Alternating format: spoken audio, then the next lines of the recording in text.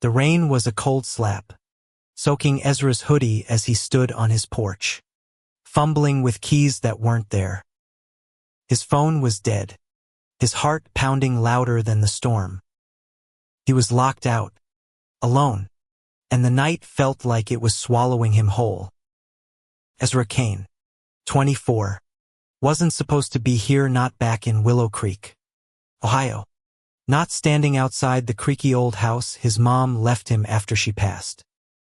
He'd fled this town at 18, chasing freedom in Chicago's bright lights, only to return 6 months ago, broke and broken, with secrets he couldn't outrun. The house was a ghost of his childhood, all chipped paint and memories of his mom's laughter, now replaced by silence. He'd meant to get the lock fixed. He hadn't. And now, the universe was laughing at him. He banged on the door, as if sheer will could make it open. "Come on," he muttered, his breath fogging in the chilly air. His sneakers squelched against the wet porch, and his dark curls clung to his forehead. He was a mess inside and out. Growing up gay in a town like Willow Creek had been like navigating a minefield. He'd learned to hide, to shrink, to be less than himself. Even now, back in this place, he felt the weight of old stares, old whispers. The rain didn't care about his past. It just kept falling. Across the street, a light flickered on in the Harper house. Ezra froze, his heart tripping. The Harpers had lived there forever, a picture-perfect family with their tidy lawn and annual block party barbecues. Ezra had always envied them, especially their son, Jamie, who'd been a year ahead of him in school. Jamie Harper, with his easy smile and quiet confidence, had been the kind of guy everyone loved, athletic, kind, untouchable. Ezra had watched him from afar, a crush he'd buried deep, because in Willow Creek, some things were better left unsaid. The window creaked open, and there he was, Jamie, older now, but still unmistakably him. His hair was a little longer, tousled in a way that made Ezra's chest ache. He leaned out, squinting through the rain. "Ezra, that you?" Ezra's throat tightened. He hadn't seen Jamie in years, not since high school, when Jamie had been the golden boy and Ezra the quiet kid who kept to himself. "Yeah," he called back, voice cracking. "Locked myself out. Stupid, right?" Jamie didn't laugh. Instead, he disappeared from the window, and a moment later, the front door of the Harper house swung open. He jogged across the street, a jacket pulled over his head, his sneakers splashing through puddles. Up close, he was taller than Ezra remembered, his hazel eyes catching the streetlight's glow. "Come on," he said, his voice soft but firm. "You're gonna freeze out here." Ezra hesitated, embarrassment burning his cheeks. "I'm fine. I'll figure it out." "You're soaked, and it's freezing. Don't be a hero." Jamie's tone was gentle, but there was a spark in his eyes, something that made Ezra's stomach flip. He followed, because what else could he do? Inside the Harper house, the warmth hit him like a wave. The living room smelled of cedar and old books, a stark contrast to the sterile chill of his own place. Jamie handed him a towel, his fingers brushing Ezra's for a split second. "Sit," he said, pointing to the couch. "I'll make coffee." Ezra sank into the cushions, clutching the towel like a lifeline. He felt exposed, like Jamie could see right through his damp clothes to the mess underneath. "You don't have to do this," he said quietly. I'll call a locksmith in the morning. Jamie glanced over from the kitchen, where he was filling a kettle. It's no trouble. Besides, I'm not letting you sleep on your porch in a storm. He smiled, and it was the kind of smile that made Ezra want to believe in second chances. They talked as the rain battered the windows. Jamie had stayed in Willow Creek after high school, working at his dad's auto shop while taking night classes at the community college. He was studying to be a social worker, he said, because he wanted to help kids like them kids who felt like they didn't belong. Ezra listened, stunned by how easily Jamie spoke, how he seemed to carry no shame about staying in this small town. Ezra, on the other hand, could barely talk about Chicago without his voice catching. The city had been his escape, but it had chewed him up bad relationships, worse jobs, and a constant feeling of being out of place. You ever miss it? Jamie asked, handing him a steaming mug. The city, Ezra stared into the coffee, the dark liquid reflecting his own uncertainty. Sometimes. But it wasn't what I thought it'd be. He paused, then added, I don't know where I belong anymore. Jamie's eyes softened. Maybe you're still figuring it out. Nothing wrong with that. The words hit harder than they should have. Ezra wanted to argue, to say he was too old to be this lost. But Jamie's gaze held him steady. For the first time in months, he didn't feel invisible. As the night wore on, they talked about everything and nothing high school memories. Music. The way Willow Creek never seemed to change. Jamie didn't pry, but Ezra found himself opening up, sharing bits of himself he'd kept locked away. He didn't mention the part about being gay, though. Not yet. In Willow Creek, that was still a risk, even with someone like Jamie. When the rain slowed to a drizzle, Jamie offered him the guest room. You're not going back out there tonight, he said, and Ezra didn't argue. As he lay in the unfamiliar bed, the sheets smelling faintly of lavender, he couldn't shake the feeling that something had shifted. Jamie's kindness, his quiet strength, it was more than a lifeline. It was a spark. The morning sun filtered through the guest room curtains, painting the walls in soft gold. Ezra woke to the smell of bacon and the distant clatter of dishes, his head foggy from a night of half-sleep and racing thoughts. For a moment, he forgot where he was until Jamie's voice called from downstairs, warm and teasing. You alive up there, Kane? Ezra smiled despite himself, pulling on his still damp hoodie. He padded downstairs, finding Jamie in the kitchen, flipping pancakes with a practiced ease. The sight was so domestic, so unexpectedly comforting, that Ezra's chest tightened. You didn't have to do all this, he said, gesturing at the spread of food. Jamie shrugged, his grin lopsided. Figured you could use a proper breakfast after last night's adventure. He slid a plate toward Ezra, piled high with pancakes and bacon. Eat. You look like you haven't had a real meal in weeks. Ezra wanted to protest, but his stomach growled, betraying him. They ate in companionable silence, the kind that felt earned rather than awkward.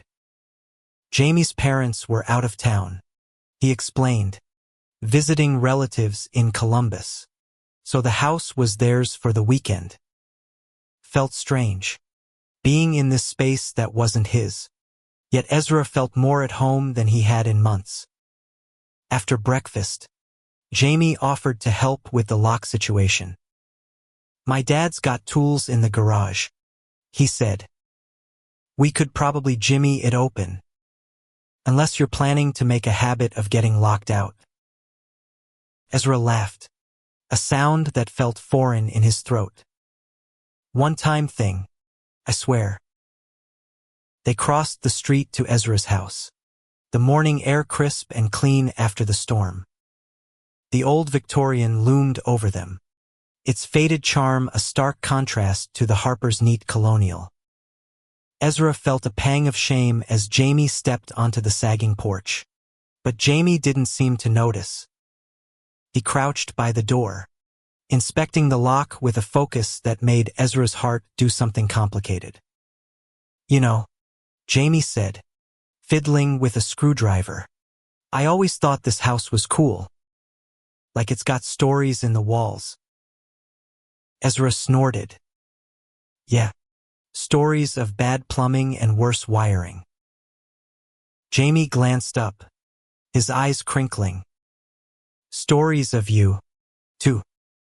You were always sketching in that notebook in high school. I remember seeing you in the library, totally lost in your own world. Ezra's face heated. He hadn't thought anyone noticed him back then, least of all Jamie Harper. Didn't think you'd remember that, he mumbled. I noticed a lot, Jamie said, his voice quieter now, almost careful. He turned back to the lock, and Ezra was grateful for the distraction. The moment felt too big, too fragile. The lock gave way with a satisfying click, and Jamie let out a triumphant ha. He pushed the door open, revealing the dim, cluttered interior of Ezra's home. You're welcome, he said, standing and wiping his hands on his jeans. Ezra stepped inside, the familiar creak of the floorboards grounding him. Thanks, he said, meaning it more than he could express. You didn't have to. Stop saying that. Jamie cut in, his tone light but firm. I wanted to.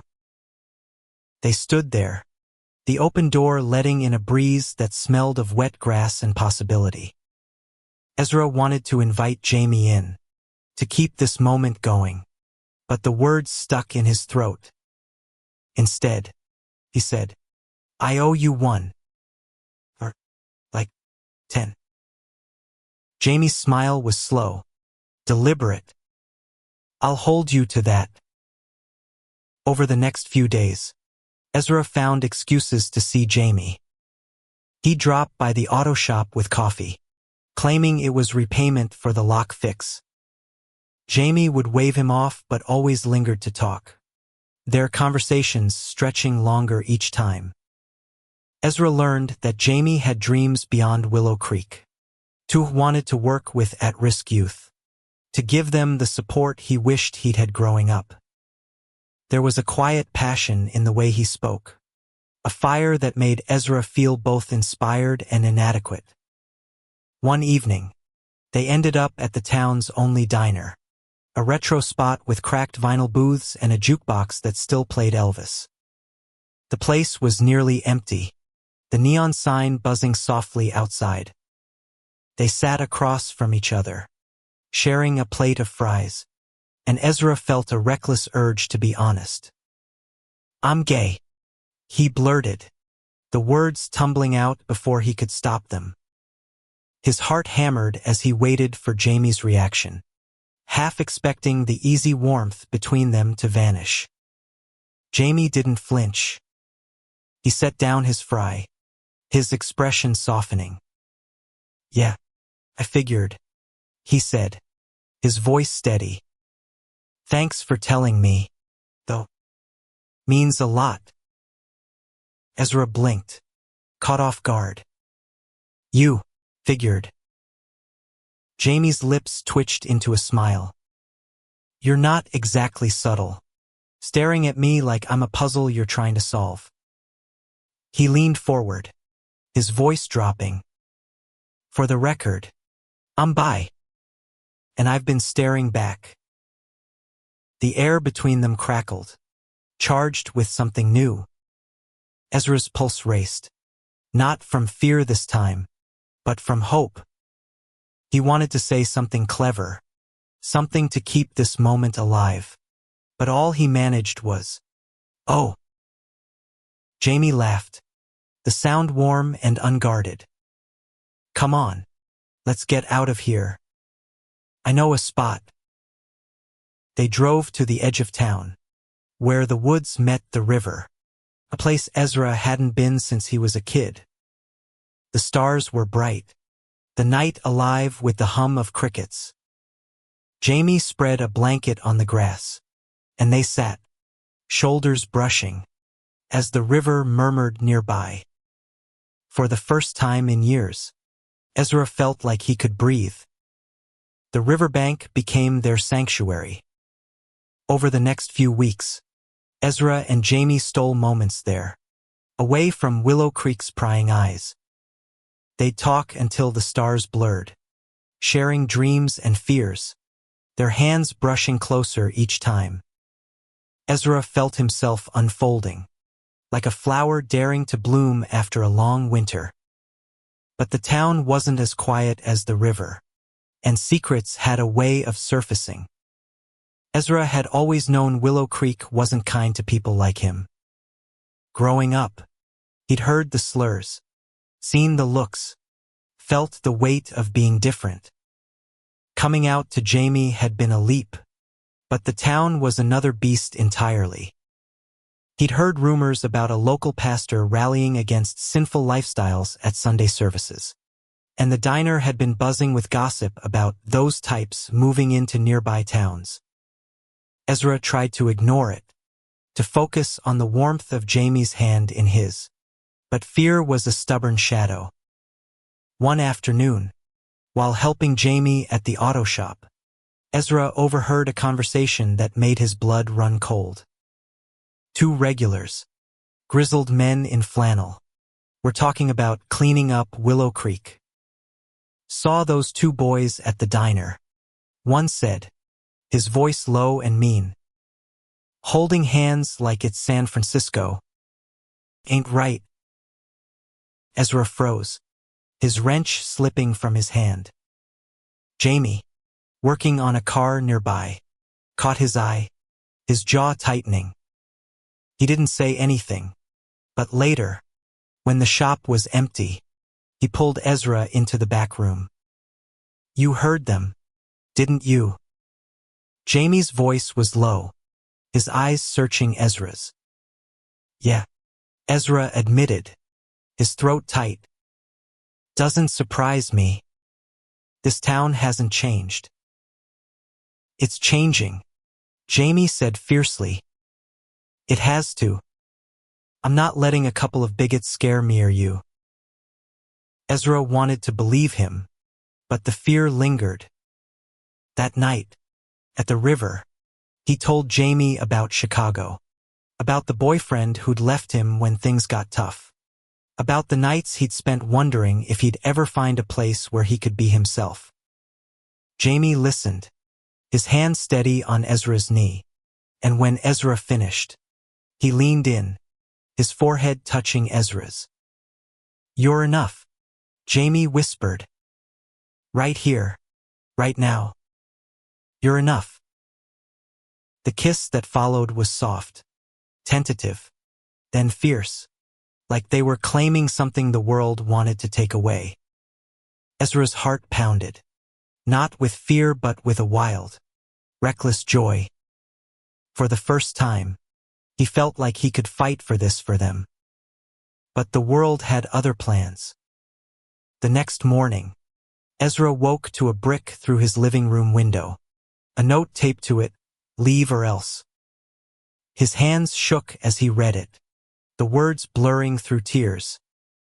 He didn't want to tell Jamie, didn't want to drag him into this mess. But Jamie showed up an hour later, his face pale as he saw the shattered glass. "Who did this?" Jamie demanded, his voice shaking with anger. Ezra shook his head, crumpling the note. "Doesn't matter. They're not wrong. I don't belong here." "Don't say that," Jamie snapped, grabbing his shoulders. "This is your home. They don't get to decide that." Ezra wanted to argue, to say he wasn't worth the fight. But Jamie's eyes burned with a determination that silenced him. They cleaned up the glass together, and Jamie stayed the night, sleeping on the couch with a baseball bat nearby. Ezra lay awake, listening to the creak of the house, wondering how long they could keep this up. The next day, Jamie insisted on going to the police. The station was a squat building with flickering lights, and the officer, a tired-looking man named Hargrove, took their statement with a sigh. "Probably just kids," he said, barely glancing at the note. "I'll look into it." Ezra didn't believe him, and neither did Jamie. As they left, Jamie's hand found his, squeezing tight. "We're not backing down," he said. "Not now. Not ever." But the threats didn't stop. A slashed tire on Ezra's car. A whispered slur at the gas station. Willow Creek was closing in. Ezra started to pull away, canceling plans with Jamie, claiming he was busy. The truth was, he was scared not just for himself, but for Jamie. Jamie had a life here, family, a future. Ezra didn't want to be the reason it all fell apart. One night, Jamie showed up at Ezra's door, his face set with determination. "You're shutting me out," he said, stepping inside without waiting for an invitation. "Talk to me." Ezra's voice cracked. "I'm trying to protect you.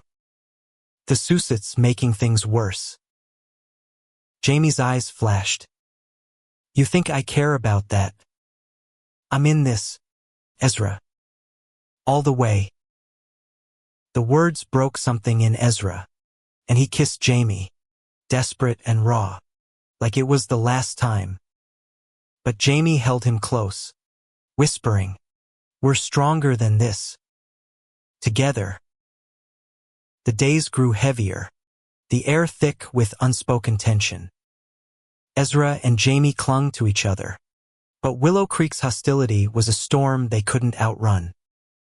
Ezra started keeping a journal, scribbling his fears in the margins of old sketchbooks, hoping it would make sense of the chaos. Jamie, meanwhile, threw himself into action, researching local advocacy groups and talking to friends about starting a community dialogue. His optimism was a lifeline, but Ezra couldn't shake the feeling that they were fighting a losing battle. One evening, at the river, Jamie pulled out a flyer he'd made. It was simple, printed on cheap paper, announcing a town hall meeting to discuss inclusion and safety in Willow Creek. "We need to show them we're not invisible," he said, his voice steady.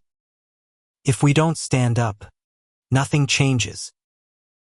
Ezra stared at the flyer, his stomach twisting. "You really think people will show up? For us?" "They'll show up," Jamie said. "Or we'll make them listen." The town hall was set for the following week, and the days leading up to it were a blur of preparation and anxiety. Ezra helped Jamie spread the word, posting flyers at the diner, the library, even the auto shop. Some people nodded, others looked away, and a few tore the flyers down when they thought no one was watching. Ezra's fear grew, but Jamie's resolve kept him grounded. The night of the town hall, the community center was half full, more than Ezra expected, but less than Jamie had hoped. Faces he recognized from high school mixed with strangers, some curious, others hostile. The pastor who'd been preaching against them sat in the front row, his arms crossed, his stare cold. Ezra's hands shook as he stood beside Jamie, who took the podium with a quiet confidence. "We're here to talk about what it means to belong," Jamie began, his voice clear. "This town is home for all of us, not just some. We deserve to feel safe, to be who we are, without fear. Murmurs rippled through the crowd, some supportive, others sharp. Ezra scanned the room, his heart racing. He wanted to run, but Jamie's hand found his, grounding him. They took turns speaking, sharing their stories. Ezra's voice trembled as he talked about growing up hiding who he was, about the brick through his window, about wanting to believe in a better Willow Creek. A woman in the back stood up, her voice shaking but firm. "My daughter's gay," she said. "She left this town because she didn't feel safe. I don't want that for anyone else's kid." A few people nodded, and Ezra felt a flicker of hope. But then the pastor stood, his voice booming. "This is a God-fearing town. We don't need this agenda pushed on us." A few people clapped, and Ezra's stomach dropped. Jamie didn't back down. "This isn't an agenda. It's about people. Your neighbors, your friends. We're not asking for special treatment, just the right to exist." The room erupted, voices clashing, some angry, others pleading. Ezra felt like he was drowning, but Jamie's hand never left his. When the meeting ended, they were exhausted, but a few people came up to thank them, their words quiet but sincere. It wasn't a victory, but it was a start. The next day, Ezra found a note slipped under his door, not a threat this time, but a simple message: "Thank you for speaking up." It was unsigned, but it was enough to keep him going. He and Jamie kept pushing, organizing smaller meetups, talking to anyone who'd listen. Slowly, a few more voices joined. There's a teacher, a librarian, even one of the guys from the auto shop. But the threats didn't stop entirely. Another slashed tire, a whispered insult in the grocery store. Ezra started to wonder if they were fighting for a place that didn't want them. One night, he broke down, tears streaming as he sat on his porch. "What if this is all for nothing?" he asked Jamie, his voice raw. Jamie knelt in front of him, his hands cupping Ezra's face. "It's not for nothing. Every step we take, every person who listens, it matters. You matter." Ezra wanted to believe him, but the weight of the fight was crushing. He pulled Jamie close, their foreheads touching, and for a moment, the world was just them. But the world wasn't done with them yet. The turning point came unexpectedly, like a crack of sunlight after a long storm. It was a Sunday morning, and Ezra and Jamie were at the river, their usual escape. The air was crisp, the leaves turning gold, and for once, they weren't talking about the town or the threats. They were just them. Jamie was skipping stones, his laughter bright, and Ezra was sketching him, his pencil capturing the curve of his smile. Then they heard a car pulling up nearby. Ezra tensed, his sketchbook falling to the grass. It was Officer Hargrove, the same one who'd brushed off their report. He stepped out, his face unreadable, and Ezra braced himself for bad news. "I found who threw the brick," Hargrove said, his voice gruff. "Couple of kids from the high school. They confessed this morning. Said they were egged on by some folks at church." Ezra's heart sank, but Hargrove wasn't done. "I talked to their parents. They're grounded for a year, and they're doing community service at the center. I also had a word with that pastor. He's backing off his sermons for now." Jamie stepped forward, his eyes narrowing. "Why now? You didn't care before." Hargrove sighed, rubbing his neck. My nephew came out last year. Moved to Columbus because he didn't think he could stay here. I didn't get it then, but I'm starting to. He looked at Ezra, then Jamie. I'm sorry I didn't take it seriously before. I'll do better. It wasn't perfect, but it was something. Ezra felt a weight lift, just a little. Hargrove left, and Jamie pulled Ezra into a hug, his arms strong and sure. See, he whispered. We're making a difference. The weeks that followed weren't easy, but they were lighter. The town hall meetings grew, more people showing up, sharing their stories. A local coffee shop started hosting an open mic night for queer youth, and Ezra found himself sketching portraits of the performers, his art a quiet rebellion. Jamie was there every step, his hand in Ezra's, his belief unwavering. One night, as winter crept in, they sat on Ezra's porch, wrapped in a blanket, watching the stars.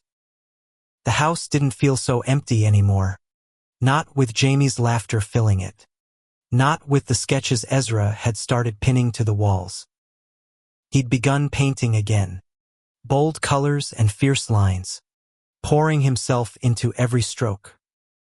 I used to think I had to leave to be myself, Ezra said, his voice soft. But you made me see I can be me right here. Jamie's smile was soft, his eyes bright. You made me braver, too. I was scared to fight, but with you, I'm not. They kissed under the starlight, the cold air sharp but their warmth enough. Willow Creek wasn't perfect, it never would be, but it was changing, one heart at a time. Ezra thought of his mom, how she'd always told him to be proud of who he was. For the first time, he felt like he was. Years later, they'd look back on that night Ezra locked out, Jamie letting him witness the moment their lives intertwined. They stayed in Willow Creek, not because it was easy, but because it was theirs. They built a life together, messy and beautiful, filled with art and laughter and fights worth fighting. The house became a home, its walls no longer haunted but alive with their story. And every time Ezra walked by the Harper house, he'd smile, remembering the night a locked door led him to a love that never let go.